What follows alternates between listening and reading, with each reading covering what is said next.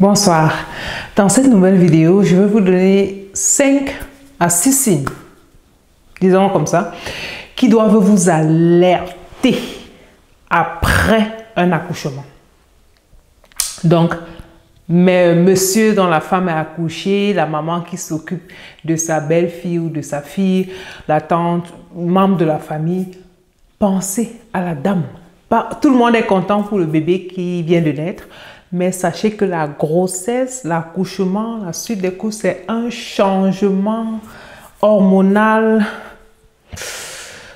incomparable pour la femme. Et avec ça vont beaucoup de choses.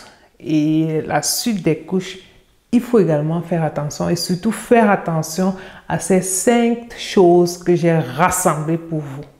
À tout à l'heure. Salut, moi c'est Dr Letty, votre Gigi. Ici, j'informe et sensibilise les femmes et les femmes enceintes sur les questions de santé et maladie dans un langage facile, car je suis convaincue que la médecine primaire ou préventive, celle qui intervient avant l'apparition des maladies, est la meilleure forme de médecine parce qu'elle te permet de rester le plus longtemps possible en bonne santé et est moins chère. Alors, si c'est quelque chose qui t'intéresse, eh bien abonne-toi et surtout partage. Oui, mesdames, oui, monsieur, quand madame est accouchée, quand elle rentre à la maison, il faut faire attention à certains petits trucs. Il faut regarder que tout se passe bien et surtout qu'il n'y a pas de risque qu'on ne voit pas pour que ça ne se complique pas. Ce qui est sûr, quand vous quittez la maternité, le médecin, le gynécologue, la sage-femme vous donne des conseils sur comment se comporter ensuite de couche. C'est parce que c'est une période aussi sensible. Voilà, je vais commencer par le premier point, les saignements. Quand vous venez d'accoucher, c'est normal, vous saignez. Une femme qui vient d'accoucher, elle perd des fluides un peu de partout puisque le corps de la femme enceinte a beaucoup d'eau et quand on accouche, c'est progressivement que ça ressort et on est un peu gonflé de partout, le visage, les doigts, les pieds. On va beaucoup faire pipi, c'est pour ça qu'il faut aussi beaucoup boire. Mais revenons au saignement. Donc, c'est normal, vous saignez au début, c'est rouge et vif. En fait, c'est le placenta, là où le placenta était dans l'utérus, comme le placenta a quitté la blessure qui cicatrise, ou le placenta, ça cicatrise et c'est comme ça que ça sort, la couleur et la quantité changent quand le temps passe. Couleur et quantité, ça veut dire, après vous êtes rentré à la maison, que ce soit après 3 jours pour un accouchement normal, 4 ou 5, dépendamment de où vous êtes pour une césarienne, vous, à la maison, vous vous rendez compte que le saignement est encore beaucoup plus que vos menstruations. Tellement beaucoup. Vous mettez la garniture, c'est complètement imbibé, c'est mouillé. Après 1 heure, après 2 heures, vous devez changer. Le sang coule. Vous allez remarquer, vous n'avez pas encore eu ça comme ça. Et après, peut-être vous avez des signes d'anémie, genre vous êtes pâle, le cœur bat plus vite. Appelez. Appelez votre sage-femme, appelez votre gynécologue. Ce n'est pas le moment d'aller écrire dans le groupe Facebook des mamans que c'est comme ça, qui a déjà eu ça, je fais comment? Il y a ton médecin là-bas. C'est votre santé, ne blaguez pas avec ça. D'accord? Deuxième point, les maux de tête. Les violents maux de tête, combinés à un changement de la vue ou des douleurs abdominales chez une femme au 3e trimestre de la grossesse ou encore celle qui a accouché, ça peut être autre chose. Il y a des maladies de la grossesse qu'on appelle la pré-éclampsie. Donc, ce sont des maladies assez compliquées, ça sera un autre thème. Ça peut se manifester ainsi, c'est-à-dire des violents maux de tête ou lesquels un paracétamol, ibuprofène, peu importe ce que vous supportez, ce qu'on vous a recommandé, il n'y a pas de changement. Ça cogne. Passez par la nuit.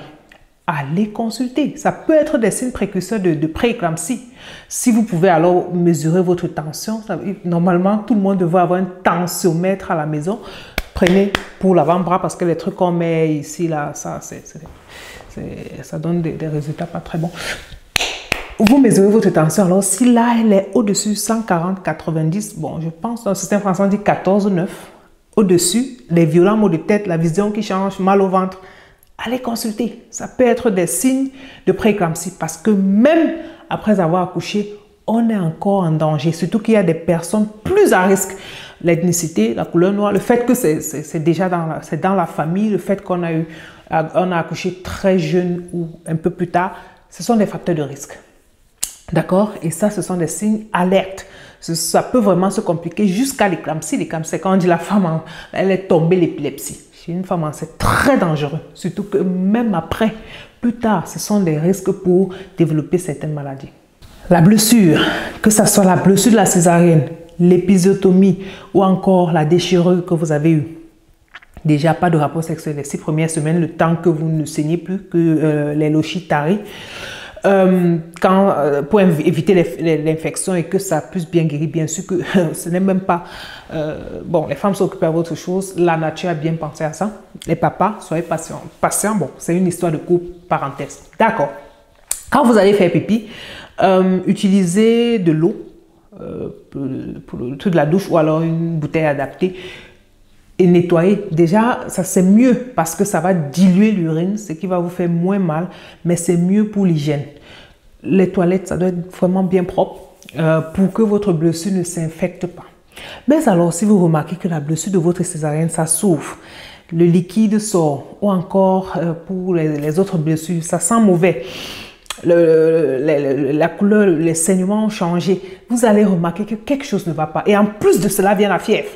Là, ça doit être le dernier niveau. Il faut absolument que vous contactez votre sage-femme, votre gynécologue ou alors vous allez aux urgences. Je vais continuer avec un point où dans notre communauté, on n'en parle pas beaucoup. La santé mentale, les baby blues, la dépression du postpartum. Vous savez, le postpartum, après la naissance d'un enfant, c'est une des périodes dans la vie d'une femme où elle est très à risque de subir un choc pareil. Alors, il y a ce qu'on appelle les baby blues, il y a ce qu'on appelle la dépression du postpartum qui est déjà la maladie. Le baby blues, ça passe. Donc, ça veut dire la femme elle est toujours en train de pleurer, elle a elle dit des choses bizarres, c'est trop pour elle, elle ne peut pas s'occuper de l'enfant, elle n'est pas une bonne mère, des trucs comme ça. Le baby blues, ça s'arrête, ça ne dépasse pas les 2 semaines. Donc, ça veut dire après, elle me met rien encore. Donc, elle est irritable, elle change d'humeur, elle pleure beaucoup. Ce n'est pas l'environnement, ce n'est pas... Elle pleure beaucoup. Après, ça ne passe pas 2 semaines. Et vraiment, c'est physiologique. Plusieurs femmes passent par là. La dépression du postpartum, par contre, c'est sérieux. C'est sérieux parce que déjà, ça part plus de 2 semaines. Et la femme montre des signes de dépression. Elle ne veut pas sortir avec l'enfant. Elle est toujours fatiguée. Il n'y a pas cette joie-là. Il faut être alerté. Il faut être alerté parce que là, moi, j'avais eu une dame. L'environnement, je pense que c'est sa soeur qui s'inquiétait. On l'a traitée de folle.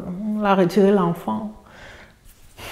C'est tellement dommage. Oh, elle faisait une dépression du postpartum. Elle peut se suicider. Elle peut passer. L'environnement est ignorant de ce côté-là. Or, c'est quelque chose où on a besoin de soutien, on a besoin d'un encadrement.